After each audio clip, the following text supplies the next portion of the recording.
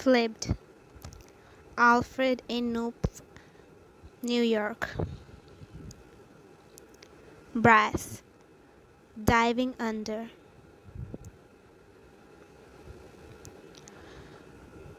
All I've ever wanted is for Julie Baker to leave me alone, for her to back off, just give me some space. It all started the summer before second grade, when one moving van pulled into her neighborhood.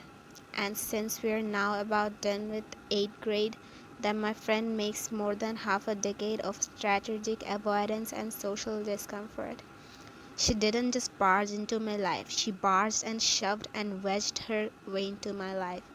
Did we invite her to get into our moving van and start climbing all over the boxes? No, but exactly that's what she did, taking over and showing off like only Julie Baker can. My dad tried to stop her. Hey, he says, as she kept catapulting herself on board. What are you doing? You're getting mud everywhere. So true, too. Her shoes were like caked with stuff. She didn't hop out, though. Instead, she planted her rear end on the floor and started pushing a big box with her feet. Don't you want some help? She glanced my way. It sure looks like you need it. I didn't like the implication, and even though my dad had been tossing me some sort of look all the week, I could tell he didn't like this girl either. Hey, don't do that, he warned her. There's some really valuable things in that box. Oh well, how about this one? She scoots over a box labeled Lennox and looks my way again. We should push it together. No, no, no, my dad says, then pulls her up by the arm. Why don't you run along home? Your mother probably wondering where you are. This was beginning of my soon to be become acute awareness that this girl cannot take a hint of any kind. Does she zip on home like a kid should have when they've been invited to leave? No, she says. Oh, my mom knows where I am. She said it was fine. Then she points across the street and said, we just live right over there. My father looks to where she's pointing and mutters, oh boy. And then she looks at me and winks as he says, Bryce, isn't it time for you to go inside and help your mother? I knew right off this was a ditch play, and I didn't think about it until later, but ditch wasn't a play I'd run with my father before. Face it, pulling a ditch isn't something discussed with dads. It's like against parental laws to tell your kids it's okay to ditch someone, no matter how annoying or muddy they might be. But there he was, putting the play in motion, and man, he didn't have to wink twice. I smiled and said, sure thing. Then jumped off the lift gate and headed for my new front door. I heard her coming after me, but I couldn't believe it. Maybe it just sounded like she was chasing me. Maybe she was really going the other way, but before I got up the nerve to look, she blasted right past me, grabbing my arm and yanking me along.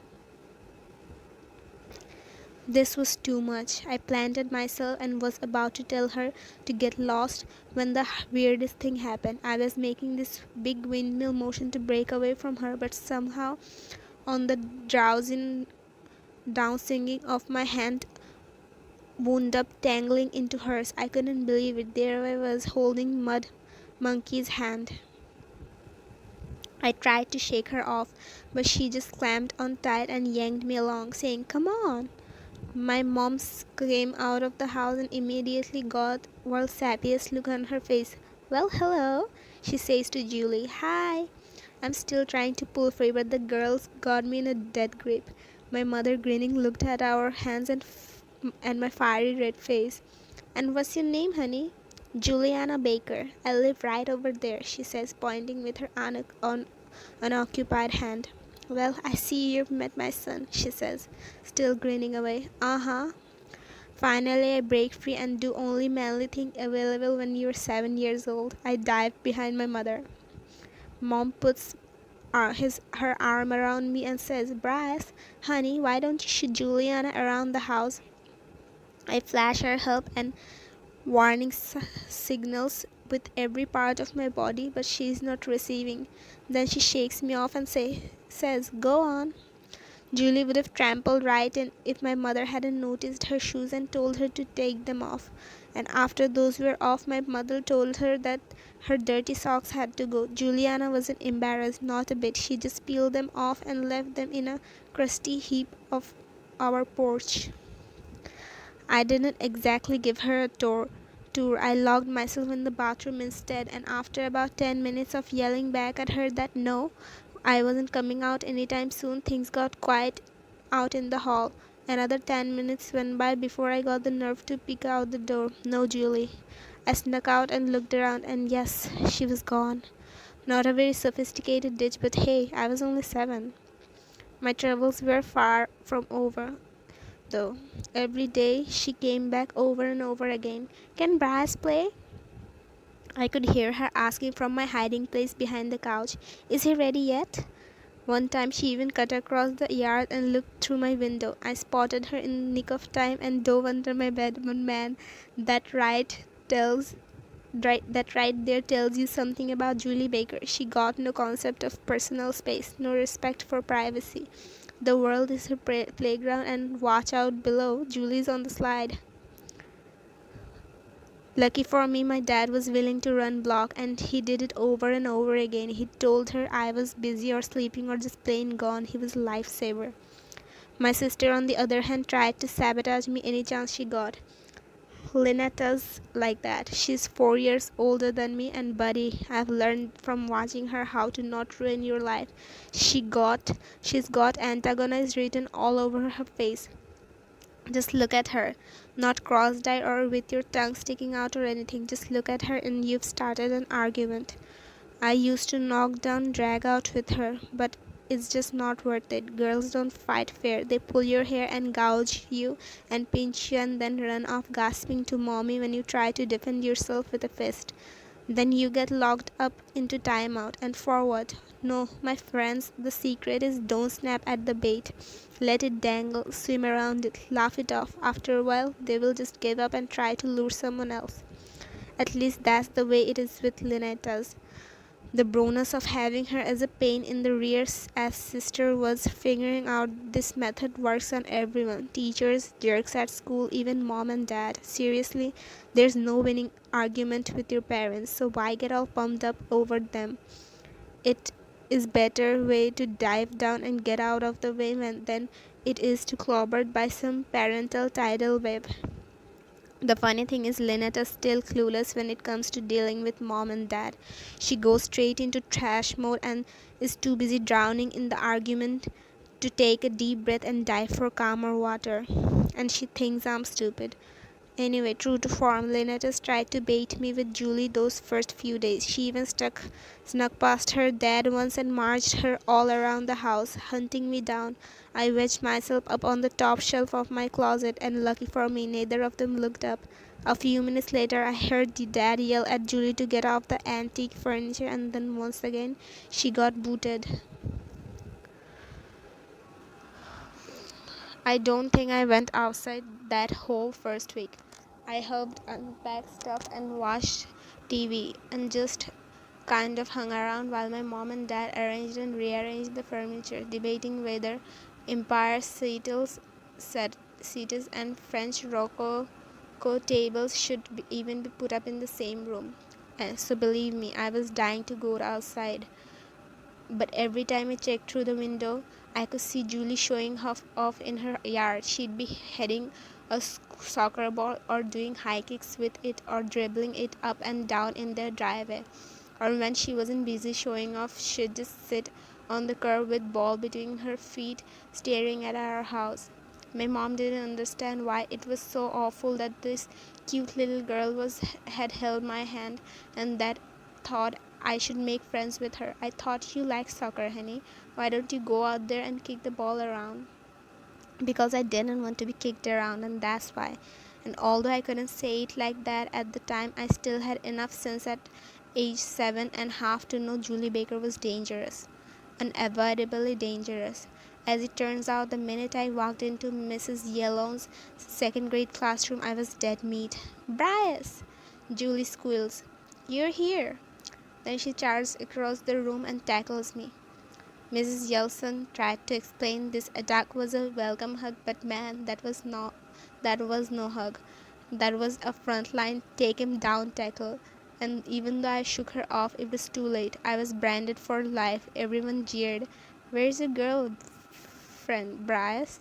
Are you married yet, Bryce? And then when she started chasing me around at recess and tried to lay kisses on me, the whole school started singing Brass and Julie sitting in a tree, Kissing. My first year in town was a disaster. Third year wasn't much better. She was still hot on my trail every time I turned around. Same with fourth, but then in fifth grade I took action. It started out slow. One of those that's not right ideas you get and forget, but the more I played with the idea, the more I thought, what's better way to ward Julie off? What's better way to say to her, Julie, you're not my type? And so my friend and I hatched a plan. I asked Shelley Stalls out. To fully appreciate the brilliance of this, you had to understand. Julie hates Shelley Stalls. She always has. Though it beats me why. Shelley's nice and she's friendly and she's got a lot of hair. Was not to like, but Julie hated her. And I was going to make this little gem of knowledge the solution to my problem.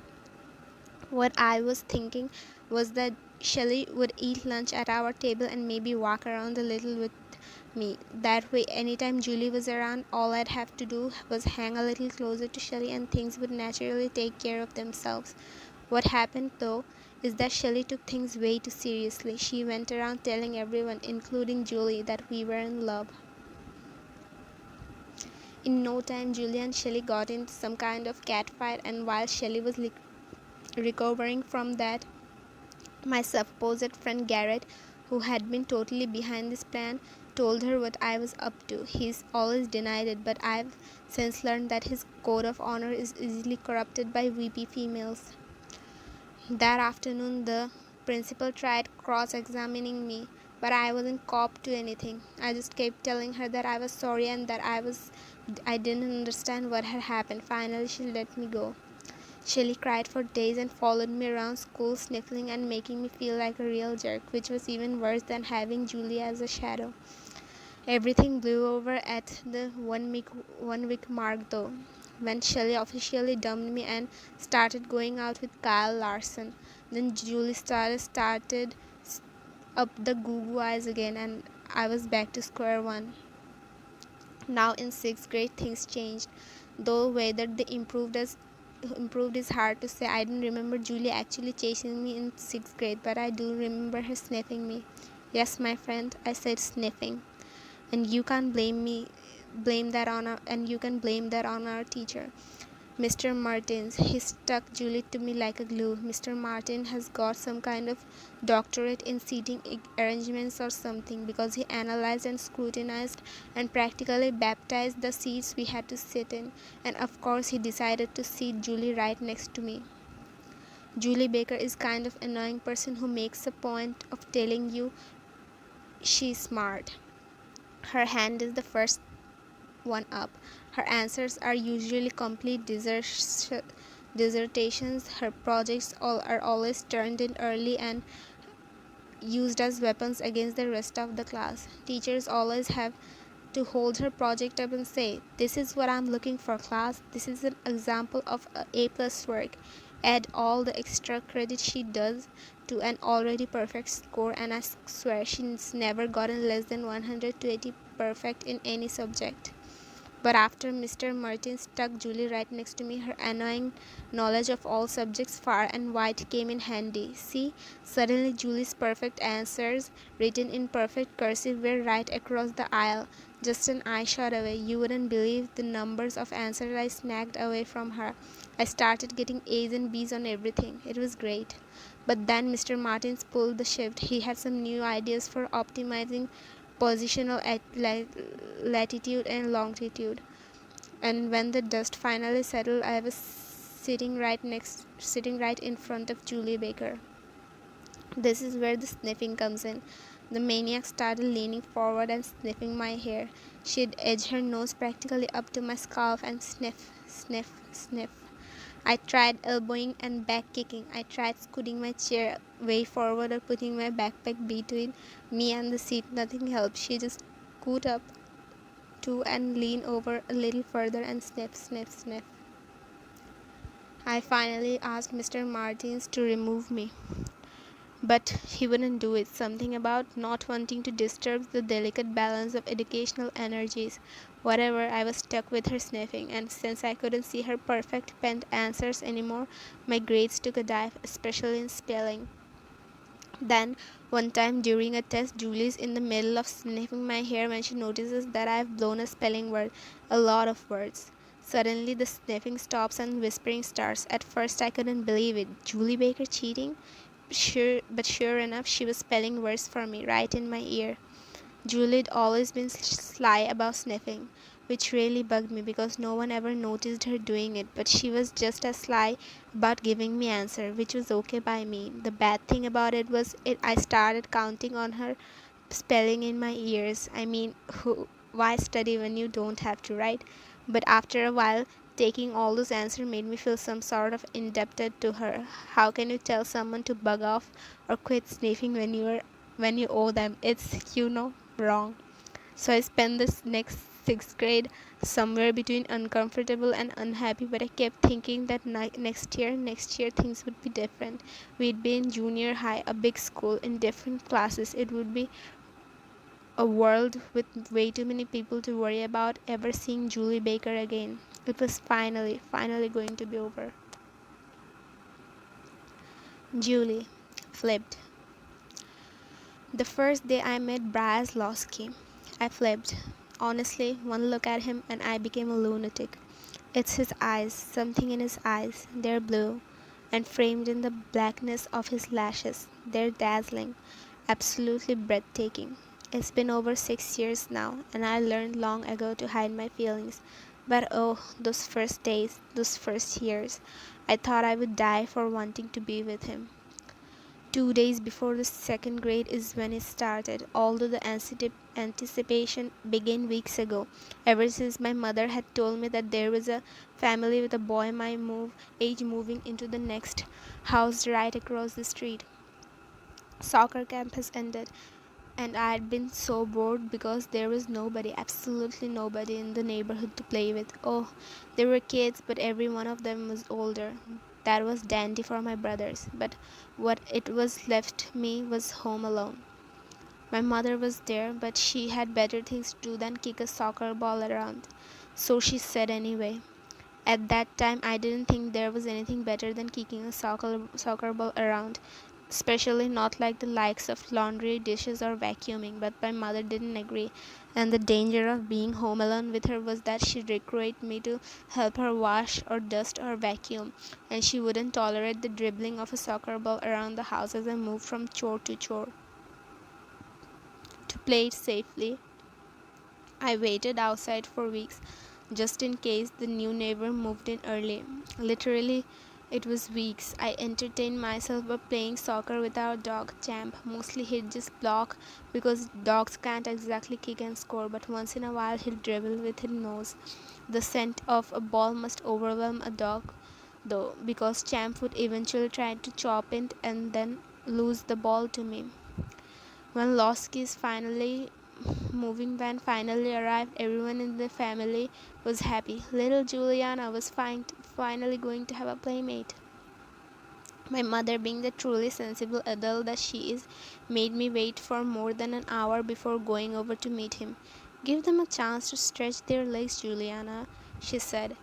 They will want some time to adjust. She wouldn't even let me watch from the yard. I know, sweetheart, somehow that ball will wind up in their wire and you will just have to go retrieve it. So I watched from window and every few minutes I'd ask, now? She'd say, give them a little longer, would you? Then the phone rang and the minute I was sure she was good and preoccupied, I tugged on her sleeve and asked, now? She nodded and whispered, okay, but take it easy, I'll be over there in a minute. I was too excited not to charge across the street, but I did try very hard to be civilized. Once I got to the moving van, I stood outside looking in for a record-breaking length of time. which was hard because there he was, about halfway back, my new sure-to-be best friend Baraz Losky. Braz wasn't really doing much of anything. He was more hanging back, watching his dad move boxes into the lift gate. I remember feeling sorry for Mr. Losky because he looked worn out, moving boxes all by himself. I also remember that he and Braz were wearing matching turquoise polo shirts, which I thought was really cute, really nice. When I couldn't stand it any longer, I called "Hi" into the van, which made Braz jump, and then quick as a cricket, he started pushing a box like he'd been working all along. I could tell him from the way Braz was acting so guilty that he was supposed to be moving boxes, but he was sick of it. He'd probably been moving things for days. It was easy to see he needed a rest. He needed some juice, something. It was also easy to see that Mr. Losky wasn't about to let him quit.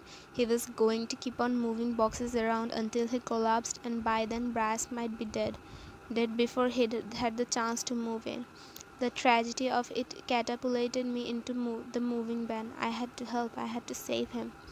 When I got to his side to help him shove a box forward, the poor boy was so exhausted that he just moved aside and let me take over. Mr. Losky didn't want me to help, but at least I saved Bryce. I'd been in the moving van all of 3 minutes when his dad sent him off to help his mother unpack things inside the house. I chased Bryce off the walkway, and that's when everything changed. You see, I caught up to him and grabbed his arm, trying to stop him so maybe we could play a little before he got trapped inside. And the next thing I know, he's holding my hand, looking right into my eyes. My heart stopped. It just stopped beating. And for the first time in my life, I had that feeling, like the world is moving all around you, all beneath you, all inside you, and you're floating in the mid-air, and the only thing keeping you from drifting away is the other person's eyes.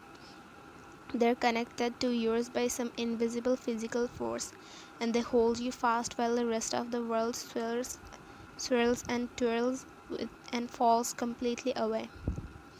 I almost got my first kiss that day, I'm sure of it, but then his mother came out of the front door and he was so embarrassed that his cheeks turned completely red, and the next thing you know, he's hiding in the bathroom. I was waiting for him to come back when his sister Lynetta saw me in the hallway. She seemed big and mature to me, and since she wanted to know what was going on, I told her a bit about it. I shouldn't have though, because she wiggled the bathroom doorknob and started teasing. Brass something fierce. Hey baby brother, she called through the door. There's a hot chick out there waiting for you. What's the matter? Afraid she got cooties?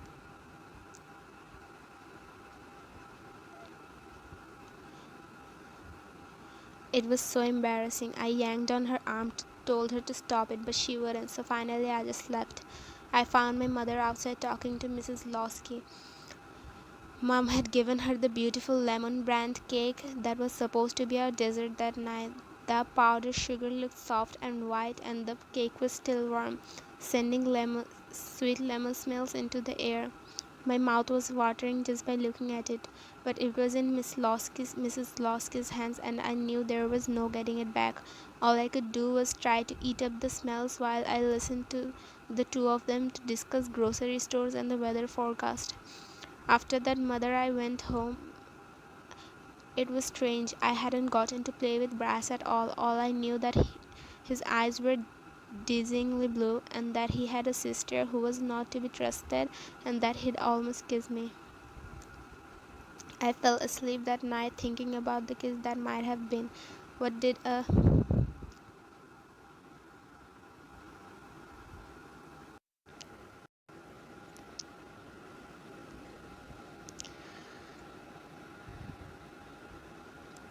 I fell asleep that night thinking about the kiss that might have been. What did a kiss feel like anyway?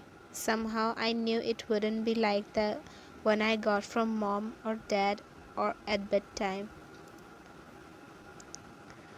The same species maybe, but a radically different beast.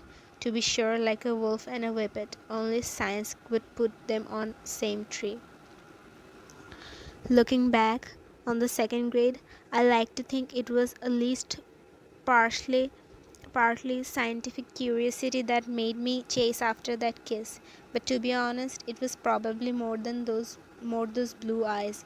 All through the second and third grade, I couldn't seem to stop myself from following him, from sitting by him, and from just wanting to be near him. By fourth grade, I learned to control myself. The sight of him, the thought of him, still sent my heart humming, but my legs didn't actually chase after him anymore. I just watched and thought and dreamed. Then in the fifth grade, Shelley Stalls came into the picture. Shelley Stalls is his nene, a whiny, gossipy, backstabbing ninny who says one thing to one person and opposite to other. Now that we're in junior high, she's the undisputed diva of drama.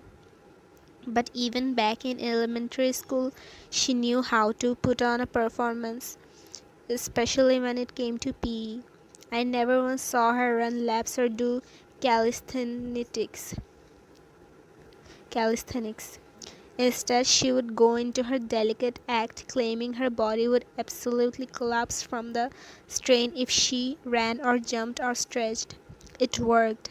Every year she'd bring in some note and be sure to swoon a little for the teacher for the first few days of the year, after which she'd be excused from anything that required muscle.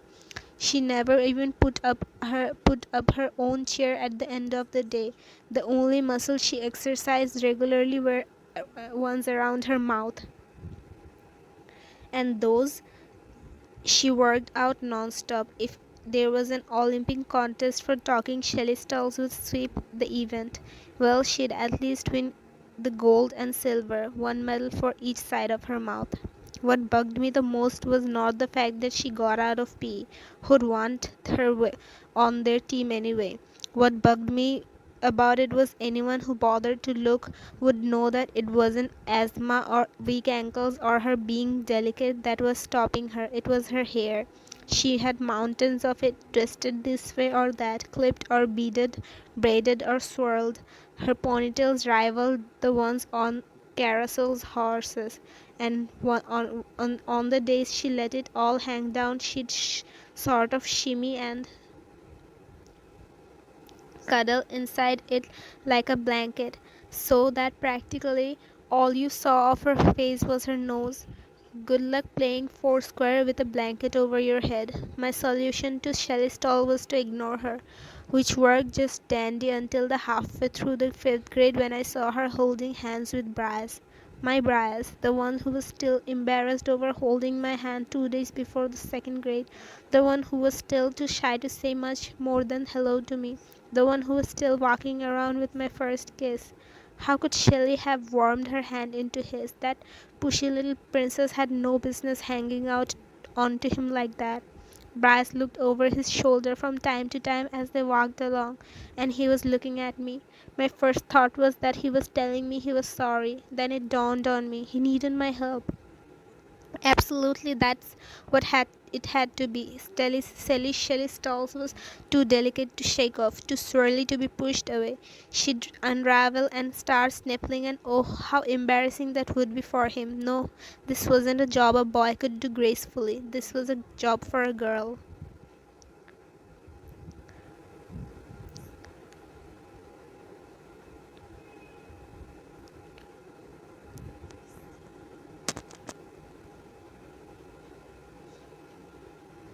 I didn't even bother checking around her for other candidates. I had her off of him in 2 seconds flat. Bryce ran away the minute he was free, but not Shelley. Oh no, no, no. She came at me, scratching and pulling and twisting anything she could get her hands on, telling me that Bryce was hers and there was no way she was letting him go. How delicate. I was hoping that herds of teachers to appear so that they could see the real Shelley Stalls in action, but was too late by the time anyone arrived on the scene. I had Fluffy in a headcloth and her arm twisted back in a hammer lock, and no amount of her squawking or scratching was going to get me to unlock her until a teacher arrived. In the end, Shelley went home early with a bad case of mussed up hair, while I told my side things to principal, Miss Scholes, is a sturdy lady who probably secretly appreciates the value of a swift kick well placed. And although she told me that it would be better if let other people work out their own dilemmas, she definitely understood about Shelley's dolls and her hair, and told me that she was glad had the self control to do nothing more than restrain her. Shelley was back the next day with a head full of braids, and of course she got everybody whispering about me. But I was just ignoring them. The facts spoke for themselves. Bryce didn't go anywhere near her for the rest of the year. That's not to say that Brian held my hand